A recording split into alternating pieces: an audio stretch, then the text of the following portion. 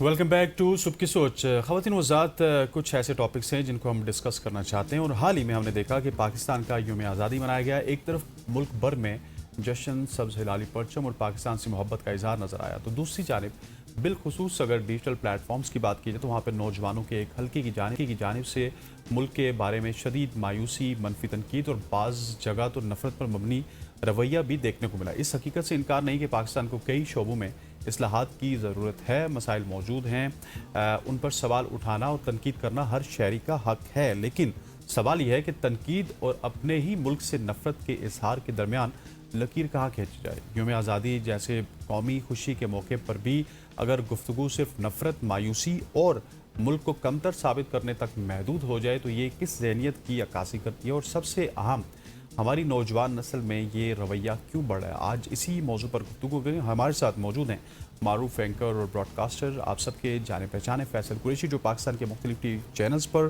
Programmes की मेज़बानी कर चुके हैं और अब हमें अपने ओपिनियन से वो आगाह करेंगे। बिल्कुल जी, हम उनसे जानेंगे कि असल में ये हो क्या रहा है। Thank you for your time. सबसे पहले तो ये बताएं कि जिस तरह हसनैन ने इब्तिदा में बात की यौम आज़ादी के हवाले से, तो यौम आज़ादी जैसे आप ये कहें कि कौमी खुशी का मौका होता है, उस पर भी हम देख रहे होते हैं कि सोशल मीडिया पर पाकिस्तान के खिलाफ शदीद मनफी रवैया भी नज़र आ रहा होता है। ये क्यों है? क्या सोच पाई जा रही है? अच्छा, जिस तरफ मैं इशारा करूंगा वो आप भी उसी जनरेशन से हैं, तो मेरा इशारा आपकी तरफ नहीं है तो ऑफेंड ना होइएगा, माजरत कर। लेकिन बात यह है कि वक्त गुजरता जाता है ना, तो अब हम एक ऐसी जनरेशन है जिसने वो कहानियां नहीं सुनी कि पाकिस्तान आज़ाद कैसे हुआ। आपको अंदाजा ही नहीं है, वो एहसास नहीं है, आपने 1950s, 1960s, 1970s नहीं देखे।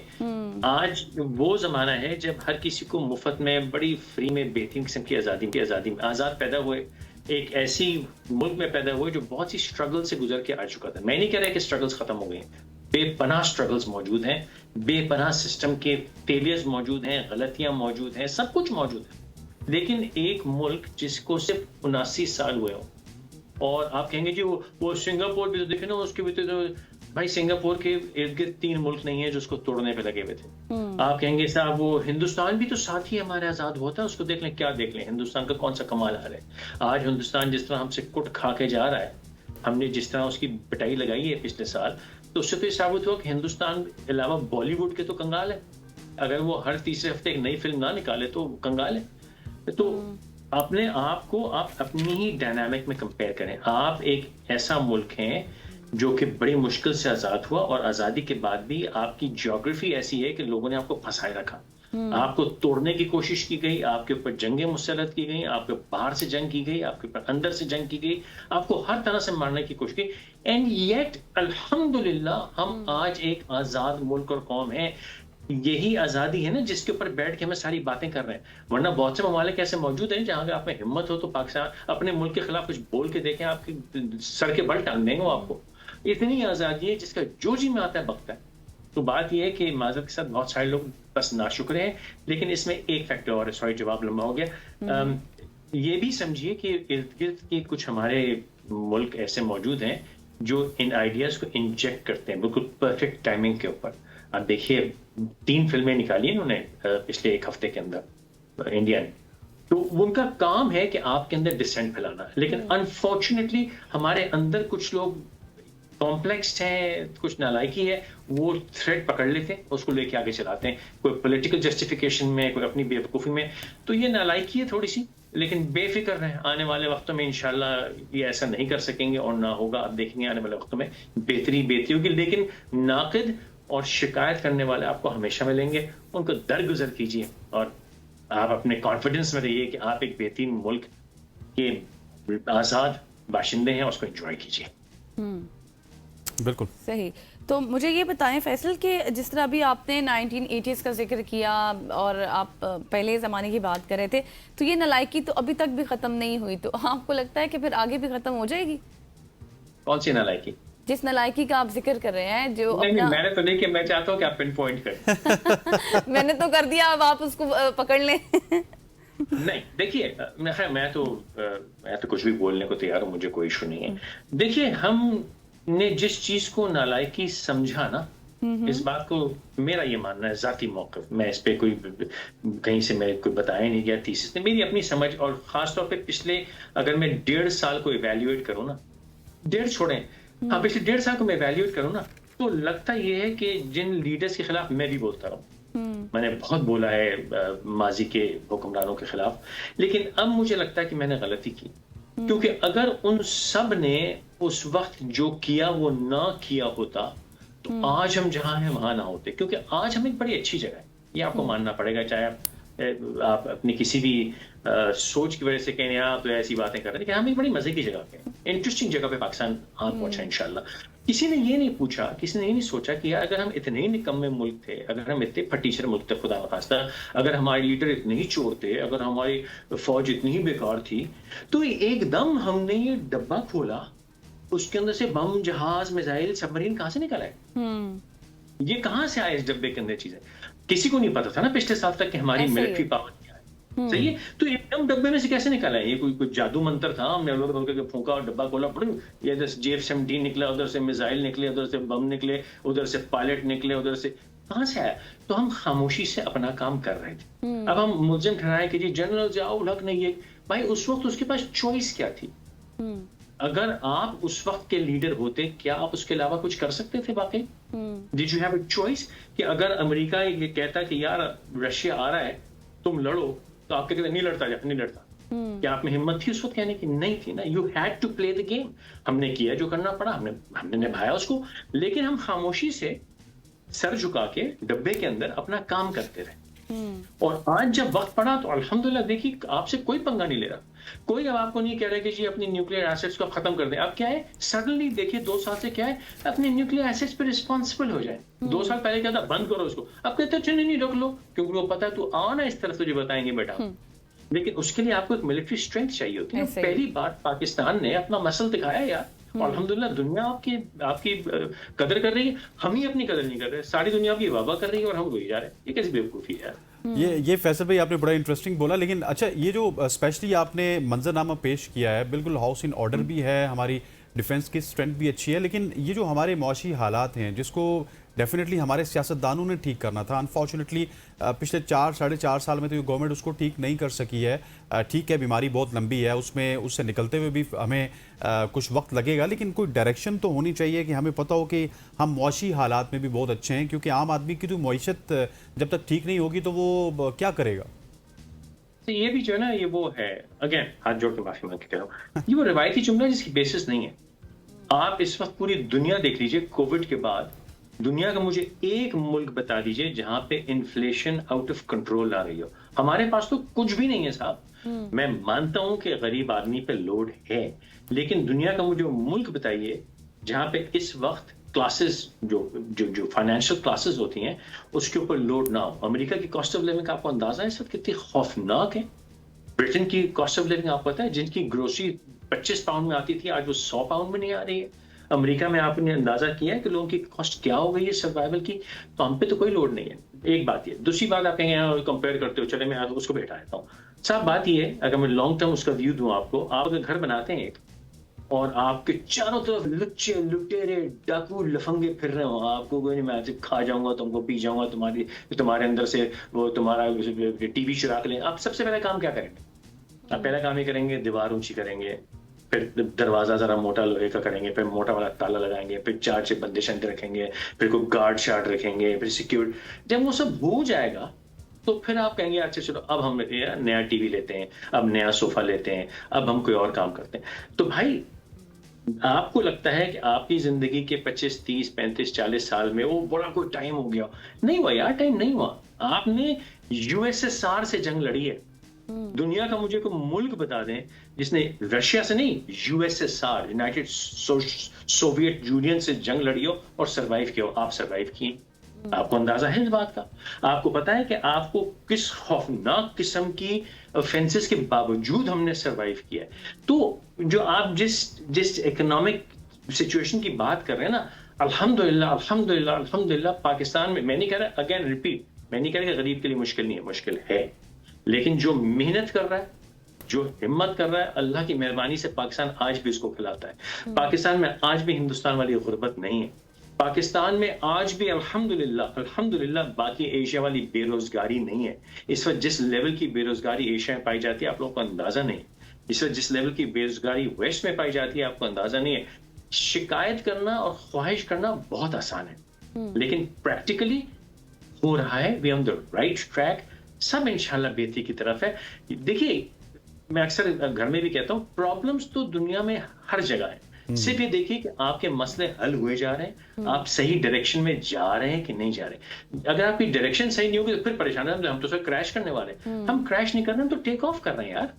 तो शिकायत किस बात की? माशाल्लाह खैर है आपके यहाँ यार, थोड़ी हिम्मत तो करो ना। और नाशुक्री करोगे तो अल्लाह ताला और नाशुक्रिया देगा तुमको, शुक्र करोगे तो अल्लाह ताला शुक्रानी का बुझवा देगा। ये बात आपने बहुत अच्छी की। अच्छा फैसल साहब, मुझे ये बताएं कि एक चीज़ जिसको मैं देख भी रही थी 14 अगस्त वाले दिन कि कुछ हमारे इन्फ्लुएंसर्स की जिम्मेदारियां भी होती हैं, उनको पब्लिक देख रही है, उनका कंटेंट शेयर भी हो रहा है। बार बार इस तरह का चीज़ें शेयर करना, एक मनफी मवाद शेयर करना जिसमें ऐसे इंसिडेंट्स को दिखाना जो पहले हो चुके हैं, कुछ टिकटॉकर्स, कुछ बच्चियां, उनकी पिक्चर्स की ये हो रहा है, हम क्यों मनाएं आज़ादी, इस तरह का मवाद शेयर हो रहा था।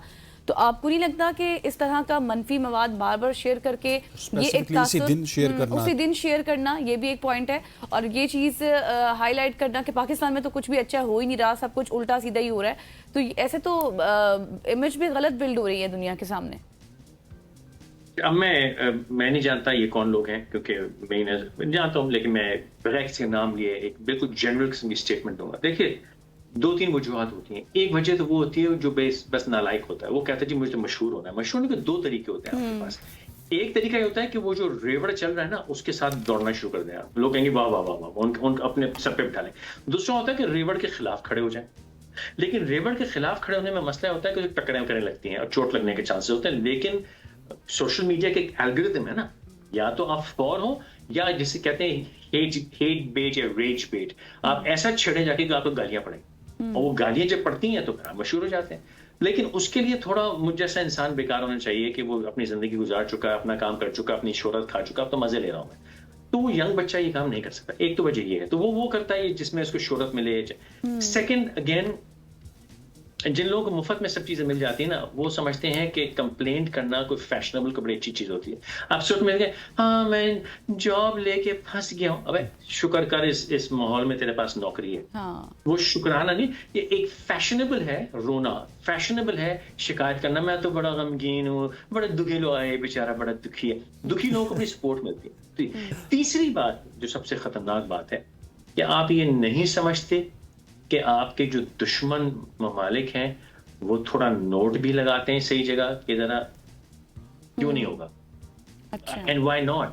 अगर मैं, अल्लाह ना करे तो बस तफरला, लेकिन हाइपोथेटिकली अगर मैं इस वक्त 25 साल का होता, 24 साल का होता, और मुझे आज के ज़माने में शोहरत और पैसे चाहिए होते, मेरे पास ना होते, और मुझे दुबई जाके शॉपिंग करनी होती, घूमना फिरना होता, तो अगर एक शख्स मेरे पास आए और क्या है, सर जी लो ना सर, आपकी शॉपिंग क्या शॉपिंग करें, आपकी बेगम की शॉप हम कराते हैं, हम आपकी पार्टी करें बस थोड़ा वीडियो थोड़ा शेयर कर देना, आपके बाप का चाहे आप कहेंगे कर दो यार, मेरे शेयर ना करने से क्या फर्क पड़ रहा है, 100 लोग और भी तो करें, मैं भी कर देता हूँ। और नोट पकड़ ली तो क्या, नोट शॉपिंग पकड़ ली, नहीं तो ठरक में कर ली। तो वो नादानी है। उसमें फिर आपने क्या करना है, आपने उनको काउंटर करना है। आप ये नहीं कह सकते कि तुम नहीं करो, लोग तो लोग हैं यार, वो तो करेंगे जो करना होता है। आपका काम इसको काउंटर कीजिए, इतना स्ट्रॉन्ग काउंटर कीजिए कि वो उसका शोर जो है दब जाए। आप ये कभी तवक्को नहीं कर सकते कि शोर नहीं होगा, शोर तो होगा। आप अगर अच्छी बात करने वाले लोग 100 होंगे तो अगर 10 बुरी बात करेंगे उनकी आवाज दब जाएगी। लेकिन अगर आप खामोश होकर तमाशाई की तरह देखेंगे ना तो वो 10 की आवाज बहुत ऊंची है। ये याद रखिएगा हमेशा। आप उनके करने से कोई फर्क नहीं पड़ना, लेकिन आपके करने से कोई फर्क नहीं पड़ा। लेकिन अगर ज्यादा लोग अच्छी बात करेंगे ना तो बड़े लोगों की बातें दब जाती हैं। हम क्या करते हैं, अच्छे लोग खामोश रहते हैं, अरे जफा करो यार, के मुंह कौन लग रहा है, क्यों नहीं मुंह लगो भाई। अगर यही बात जो आपके मुल्क को कही गई है, अगर कोई आपके अब्बा जी, आपकी अम्मी जान को, आपकी भाभी जान को कहता, आप क्या करते हो, सर फाड़ देते हो उसको। मुल्क यार छोड़ो यार, इनके मुंह कौन लगे, क्यों नहीं मुंह लगो भाई, तुमने मेरे मुल्क को कहा कैसे। तुमने भाई, मेरी वालदा का ताल्लुक रियासत पटियाला से था। उन्होंने तो 1947 की सबसे खतरनाक कत्लो गारत देखी हुई है। अगर मैं उनके बनाए हुए पाकिस्तान को, जो मुझे फ्री में मिल गया, अगर मैं उसको डिफेंड नहीं करूंगा तो मैं तो नहीं समझता मेरी माँ क़यामत के रोज़ मुझे बख्शेगी कि मैं तेरे लिए मर गई, तूने ये किया। तो आई ओव इट टू हर। तो जिस तरह मैं अपने माँ बाप के नाम को डिफेंड करूंगा, मैं पाकिस्तान के नाम को डिफेंड करूंगा इंशाल्लाह, जब तक अल्लाह ने हिम्मत दी। आप भी यही कीजिए। बिल्कुल ऐसे। अच्छा फैसल, आप बड़े पॉजिटिव हैं और माशाल्लाह से इस तरह के पॉजिटिव रहना भी चाहिए, लेकिन ये जो इस वक्त हालात हैं इनको आप किस तरह से देख रहे हैं कि क्या ये हल होते हुए नजर आएंगे? स्पेशली अगर कश्मीर की सूरत हाल को देखा जाए, 78 साल में वहाँ पे कोई इस तरह के रॉट्स नहीं हुए, अभी वहाँ पे एक एहतजाज चल रहा है। बलूचिस्तान में तो चले हालात पहले के ही ख़राब थे, सो ये हालात कब ठीक होंगे? और ये भी आपको लगता है कि इसमें भी कोई बैरून मुल्क हाथ इन्वॉल्व है? दो बातें, एक तो आपने कहा कि पॉजिटिव रहता हूँ, तो नेगेटिव भी रहने से फर्क क्या पड़ेगा? आप अगर समझें कि आप स्ट्रेस लेंगे। नहीं मैं यहाँ एक तो स्ट्रेस लेंगे, लेकिन एक और ही पहलू है, और मैं अक्सर लोगों को समझाता हूँ कि यार जुबान ही है ना। अगर मैं ये कहूँ अरे हालात बड़े बुरे हैं, और मैं कहूँ हालात बड़े अच्छे हैं, क्या फर्क पड़ा? क्योंकि बातें ही है ना, तो अच्छी कर ले यार। जब बातें ही करनी है, कुछ और काम का काम नहीं करना, तो अच्छी बात ही कर ले, बुरी बात करने से तुझे क्या मिलेगा? लेकिन मजा आता है, चर्चा मिलती है, चार मवाली मिलकर कहते हैं हाँ हम भी दुखी है, तू भी दुखी, तो दुखी का बड़ा साथ देता है। और जो अमर बिल मारूफ है ना, वो कोई साथ नहीं देता। तो आप समझते हैं यार कि खुश होना, पॉजिटिव होना अच्छी बात नहीं है। तो जितना आप पॉजिटिव होंगे, लोगों को पॉजिटिव करेंगे, पूरा माहौल और एनर्जी बदल जाएगी इंशाल्लाह। दूसरी बात ये हालात, देखिए ये वक्ती है, और ये 112,000% इसके अंदर बाहर की इनपुट होती है। और क्यों ना हो, माजरत के साथ क्यों ना हो, वो अपना काम कर रहे हैं ना, वो चाहते हैं आप बर्बाद हो, वो तो नहीं चाहते कि आप सरवाइव करें, आपके अंदर सक्सेस हो, पीस हो। आपने उनकी ऐसी की तैसी फेरी हुई दुनिया भर के हर फ्रंट पे। यानी मैं अगेन, मुझे नहीं पता आपकी टीवी की आजकल पॉलिसी क्या है, मुझे कोई फर्क नहीं पड़ता। इंडिया है ना, इंडिया को हमसे सबसे बड़ा बुग़्ज़ है।